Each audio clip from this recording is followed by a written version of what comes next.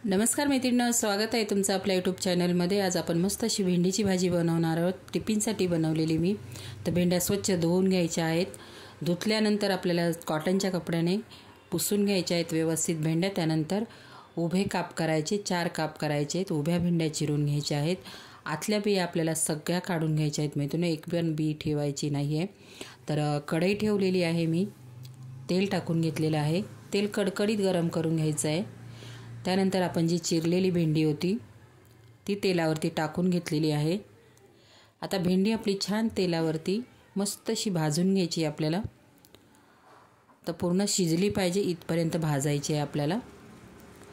Gas फुल करायचा आहे, फुल गॅसवर भेंडी भाजून घ्यायची, नाहीतर चिकट होणार। व्हिडिओला लाईक, शेअर आणि सबस्क्राईब करायला मित्रांनो प्लीज विसरू नका। आणि करून बघा भेंडीची अशा प्रकारे भाजी, खूप छान होते। आपण टिफिनसाठी बनवू शकतो किंवा तोंडी लावण्यासाठी बनवू शकतो। तर मी गॅस फुल ठेवलेला आहे। फुल गॅसवरती मस्त अशी थोडासा कलर बदलला पाहिजे इतपत भाजून घ्यायची, खूप काळपट पण करायची नाही। तर भेंडी आपली भाजून झालेली आहे। तर आता आपण फोडणी तयार करूया। कढई ठेवलेली आहे, तेल टाकून घेतलेलं आहे। आपण भेंडी भाजताना तेव्हाही तेल वापरलेलं आहे, त्यामुळे इथे कमी तेलाचा वापर करा। तेल टाकून घेतलेलं आहे, तेल गरम झालेले। त्यानंतर इथे मी अर्धा चमचा जिरं टाकून घेतलेलं आहे। जिरं आपल्याला थोडंसं ब्राऊन होऊन द्यायचं तेलामध्ये। छानसा असा कांदा चिरून घ्यायचा, कांदा थोडा जास्त टाकायचा आहे। कांदा आणि टोमॅटोचा वापर जास्त करायचा आहे आपल्याला। तर इथे मी 2 कांदे घेतलेले आहेत, कांदे छान बारीक चिरून घेतलेले, कांदा टाकून घेतलेला आहे तेलामध्ये। आता कांद्यामध्ये आपण मीठ टाकून घेणार आहोत। मिठाने आपला कांदा लगेच परतला जातो। मीठ टाकून घेते। नंतर आपल्याला भेंडीमध्ये शेंगदाण्याचा कूट टाकायचा। शेंगदाणे छान खमंग भाजून घ्यायचे, साल काढून घ्यायची आपल्याला।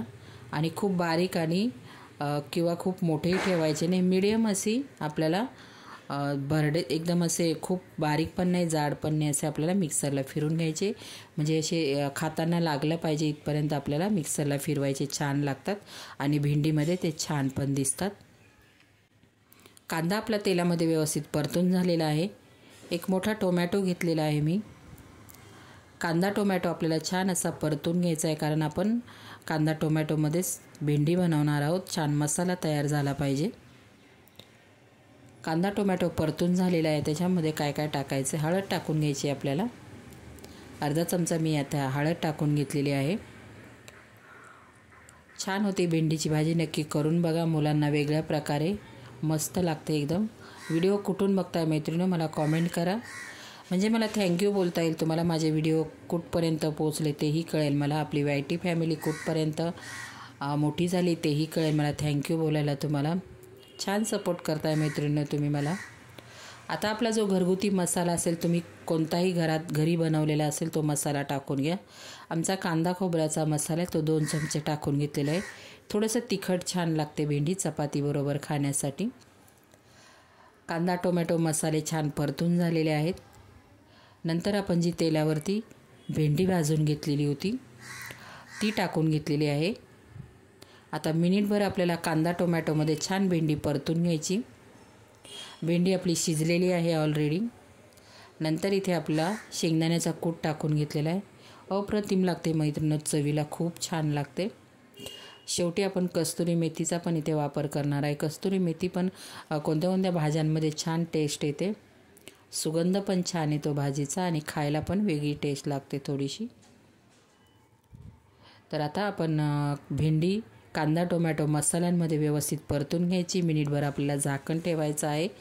तर बघा इथे मस्त अशी आपली टिफिनसाठी गरमागरम चवदार अप्रतिम लागणारी चवीला अशी भेंडीची भाजी आपली तयार झालेली आहे। करून बघा, माझ्या पद्धतीने करून बघा। भेंडीची रेसिपी तुम्हाला कशी वाटली, झटपट होणारी कमी साहित्यामध्ये कशी वाटली, मला कॉमेंट बॉक्समध्ये प्लीज मैत्रिणींनो सांगायला विसरू नका।